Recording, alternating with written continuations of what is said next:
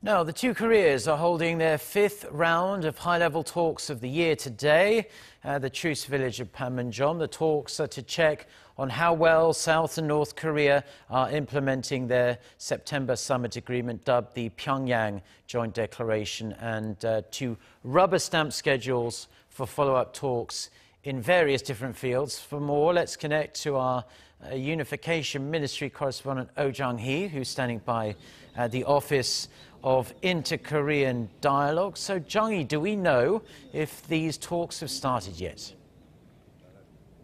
Mark, we're expecting the talks to have begun by now. They were scheduled to start at 10 this morning at the Peace House located on the South Korean side of the border village of Panmunjeom. As you mentioned, this is the fifth round of high-level talks between the two Koreas this year alone, and comes a month after the current leaders of South and North Korea had their third summit of 2018 in the North Korean capital.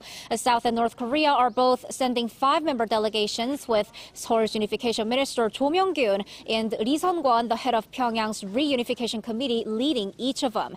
Vice ministers in charge of transport and railroad as well as sports will also attend. Plus, North Korea is sending officials responsible for environmental protection and economic cooperation. So, Jung-hee, the two sides have plenty to talk about, and we know this because of all the action plans stipulated in the Pyeongyang Joint Declaration. Just walk us through what's on the agenda today.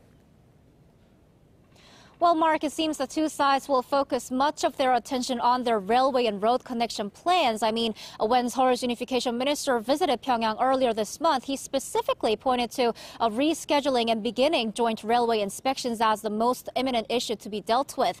Well, South Korea actually initially planned to send a research team over to the north in late August for railway inspections, but that failed because the UN command actually disapproved of it. So this matter is a high priority for Seoul and Pyongyang because it's stipulated in September's summit agreement that they hold a groundbreaking ceremony within this year for related constructions. But other than that, the issue of war-torn families is likely to be touched upon. In September, President Moon Jae-in and North Korean leader Kim Jong-un agreed to open a permanent facility for war-torn families to meet, as well as enable video meetings and video messages. The two sides could also talk about ways to cooperate in forestry and medical care.